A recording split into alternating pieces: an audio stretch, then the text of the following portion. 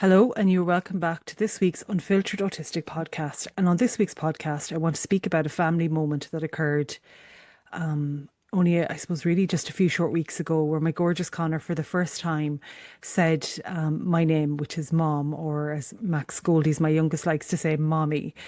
My gorgeous Connor, if you haven't been following the podcast before or don't know me from my family blog, Little Puddins, my gorgeous Connor was primarily non-speaking for the last, I suppose, 15 years of his life, and then I suppose since after Christmas, we've noticed that he's been more confident, more feeling more potentially brave, that he could try and speak using his mouth. But again, as a family and as a parent, I've always accepted all the ways that my gorgeous Connor communicates. And Connor, up until that point, had primarily been communicating through love, through some gesture, through some sound, and in particular through a speech device that he likes to refer to as his talker.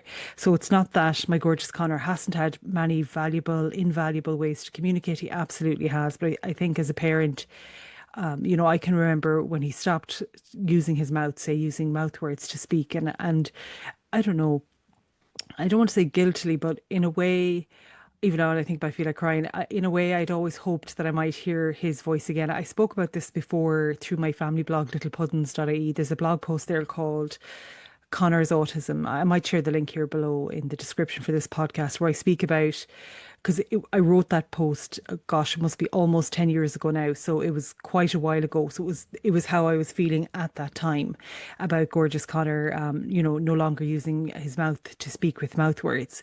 And it wasn't that I didn't think the way that he was communicating was valuable. It was just, I suppose, I don't even want to say selfishly. I just think as a mother, I just wanted to hear what his voice might sound like, even though, again, totally accept the way that he did choose to communicate. But I just remember writing back in those days. I remember I specifically wrote a line. I don't have it obviously in front of me. It said something like, I was writing, my gorgeous Connor, if you were to ever call me Mama again, I don't know what that would do to me. And I never thought, in a way, that I might have that opportunity to hear him speak again. But again, as I say, just a few short months ago for my birthday in May, his teacher sent me a beautiful clip. His teacher's absolutely incredible, Deirdre.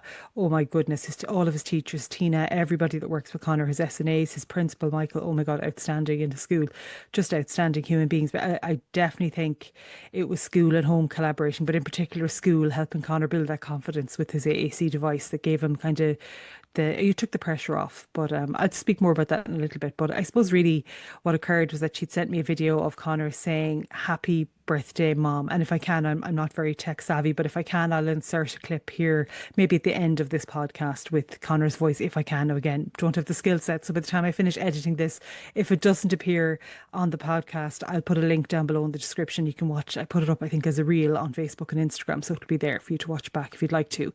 But again, I suppose what that really taught me as a parent, and it's kind of always been my belief, and if you are a parent listening and maybe you have a child or a young adult or a teenager, or maybe for yourself as an autistic person, or as a partner, as a husband, a wife, a girlfriend, a boyfriend, however you describe yourself in your relationship, whatever that is to you and your partner, your family, if it's something that you've always maybe wanted to possibly experience, and it's not selfish to want to hear, someone that you love, to say or to communicate in whatever way that they choose to communicate. It's not a selfish thing, but for me as a mom, because he could say, many, many years ago, he used to say, Mama. Mama, I can still see him standing at the television. We used to live in a different area at the time, little wooden kind of coffee table in front of the television, primarily to stop him whacking the television in case it'd fall on him. So there was a big coffee table left there in front of it. But I remember him looking over at me and just going, Mama, Mama.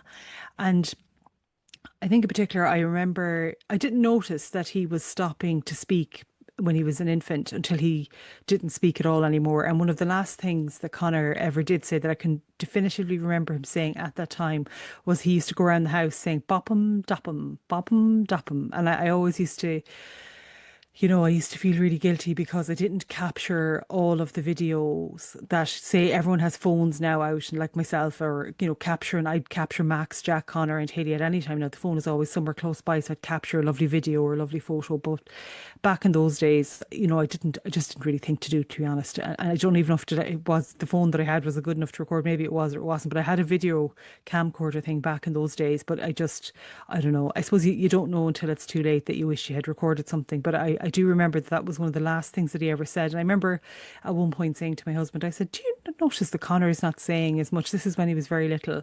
And he was like, "Ah, no, sure, he's just relaxing there." And I was like, "Yeah, maybe you're right." And then eventually I just thought, I'm just going to just track that and see what's happening. And eventually we noticed that he became very quiet then because he had, I suppose at that point then, just stopped to speak at all. And it was and has been almost over a decade. It has been over a decade. He's 15 before he starts to speak again. But I suppose the point of me talking about that is that I did really want to acknowledge it on the podcast because when his beautiful, brilliant teacher Deirdre sent me the video, I literally burst out crying. I was here at my desk working, and I don't know. I was here working away, and like she'd often send me lovely videos of Connor or his lovely teacher Tina would as well. And see him do this, that, and the other at school. We're always so proud of him, no matter what he does or no matter what's happening. But I remember it was like I can't describe it. If you've ever had a moment where have you ever had a moment where it's like 1,000, and it wasn't 1,000 years, obviously it's about 15 years or less than 15, but it was like 1,000 years worth of hope and dreams and fear and emotions. Like they burst through my eyes, like the floodgates, that phrase, I understand the phrase now.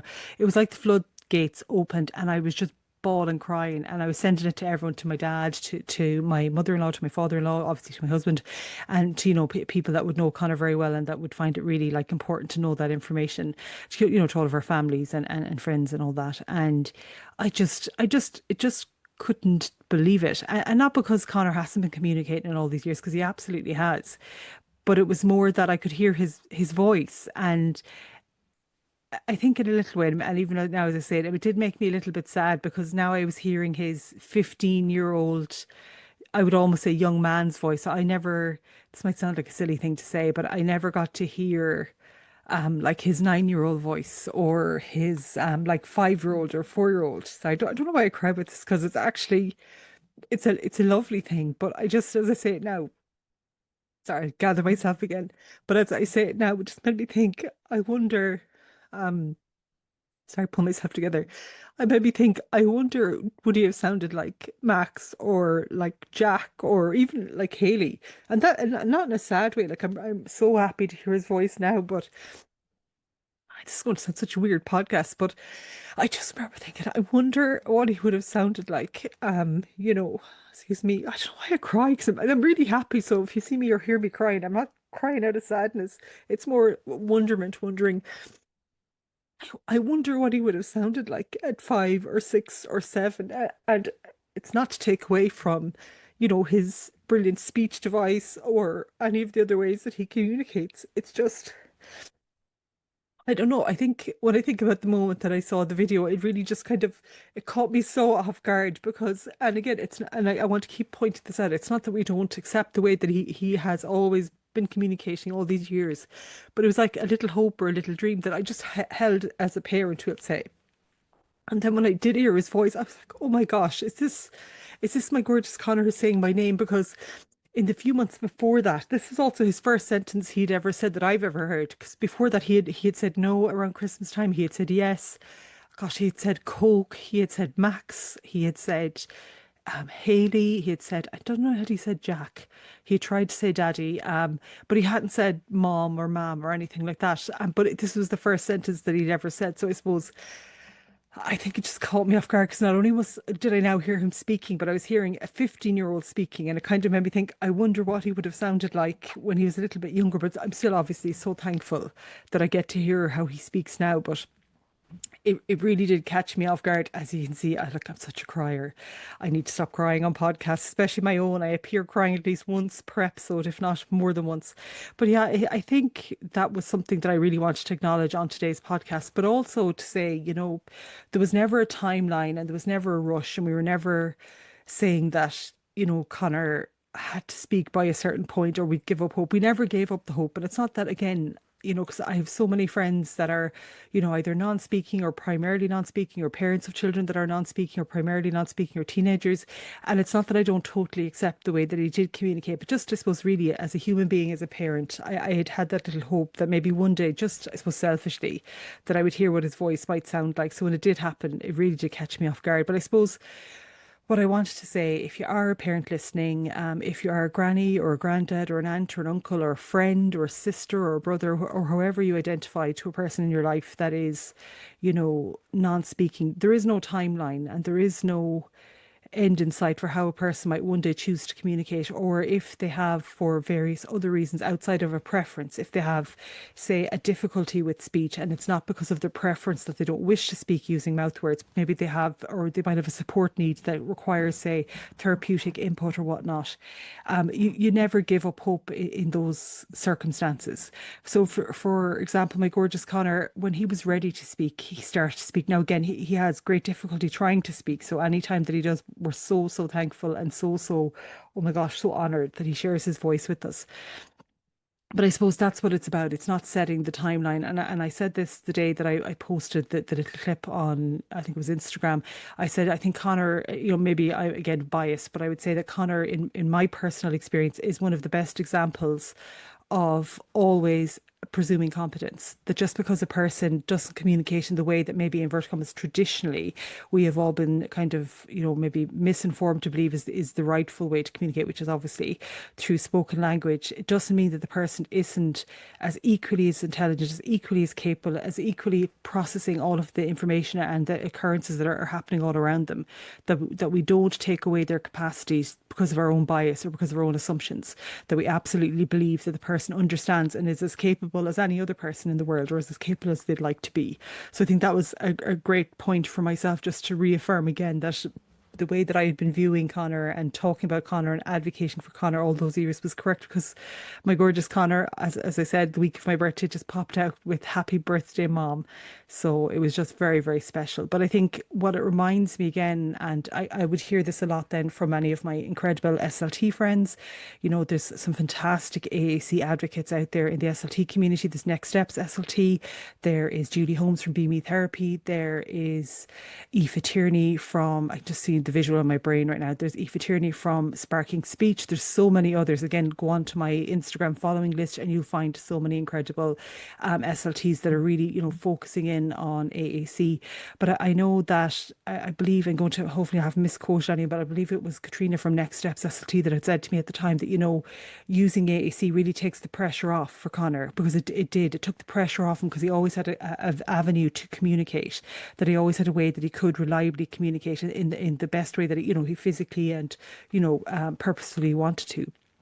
But it also meant that he then could still, alongside the use of the AAC, be learning about spoken language if he wished to learn, and he could practice.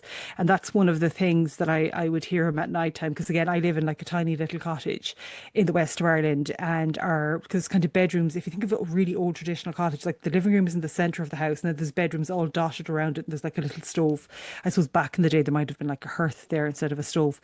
But Connor's bedroom is one of the bedrooms that's off the living room, and at night time I can hear him. He literally be in his room and he'll be like trying to say, one day he was trying to say cookie. He's like in soft, even though he's a man's voice now, or a young man's voice, but when he's practicing his words, you can hear him under his breath going, cookie. Cookie, and then you hear him suddenly just in a very deep, I suppose maybe his voice breaks because the teeny goes cookie, and then he'd start roaring laughing, and I just sit on the couch nearly crying. I just think, if anyone's watching me through the window, just sitting here crying because someone is in a room saying cookie. But it's not just the word cookie, it's my gorgeous Connor trying and feeling brave. And that's where again school have been absolutely outstanding, and grannies and granddads and aunts and uncles and friends and family, everybody working together to make Connor feel safe, encouraged. It's that connection piece. It was never about compliance. It was never about Connor meeting my expectation or our family expectation or school's expectation of how he should communicate. It was always, and has always been, about empowering Connor to feel confident to communicate in any which way that he would like to. And I suppose that's what we're seeing now, is like him going to bed at night time trying to say a word. He'll come into me now. He's a devil for the Coca-Cola, is the Coke Zero. And I could be in the kitchen, and he knows the minute if he says Coke, I'll always give him, like, I wouldn't give him a full can all the time, but I give him like a little drop. And he'll look over at me and he'll just go, Coke. And I'll be like, oh, Connor, wants Coke? Because I'm always acknowledging all of his attempts at communication, and I'll give him like a small amount, just because if he drank all the Coke the amount of times that he's requested Coke in a day, he'd probably be ill. So again, he makes sure he gets his Coke, but again, we make sure you give him just a healthy amount, not too much. But again, I can see, if you've ever seen the sparkle in somebody's eyes when they've made that connection with you, that they know that you understand what they've said, they know that you're going to, whatever it is, that they've used their voice, that they've transmitted a message, and that you've received it. I always see his little eyes just literally dancing in his head, because he comes in like kind of giggling and go, Coke, and then the eyes light up, and I'm like, oh my goodness. It just I don't know. I never thought I'd cry about a can of Coke Zero, but I swear there's been days where I've been like handing him the Coke going, oh my gosh, did he actually use his voice again? And again, some days Connor will decide not to use his voice. On days maybe he doesn't feel like it, or he doesn't want to, and he'll use his speech device as well. So it's not that he's given up the speech device, or he's not using the gesture, the love. Like, we accept all forms of communication here in the house, so it's not that either. But again, I suppose what it's really reminding me is that he's on his own path, and he's at his own pace. And my job as a mom, I suppose, really is to accept Connor completely and always, just as he is, and to not ever pressurize him to meet any expectations of any kind, but just to support him, because I can see in him that learning to speak is really, really important to him. So we facilitate that and we support him in that. And the school, as I say, have just been outstanding. So it's been really, really amazing. Again, if you're a parent listening and you're worrying about the future, is AAC going to stop your child communicating? I can absolutely tell you, as a best case example, and maybe anecdotally, that Connor is a great example of, he has used AAC for almost all of his life, and he is now speaking and still using AAC as a scaffold. So again, anecdotally, I can tell you, on a personal level, that it has done wonders. It has done the opposite of stopping him learning to speak. It has supported him and helped him build confidence.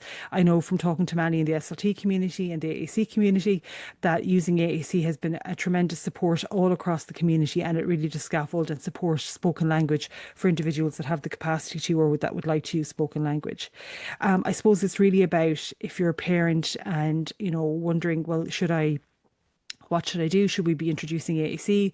Is there any particular information I need to know? That's where I would again direct you, and I leave those details for each of the SLTs below in the, I suppose, description of this podcast.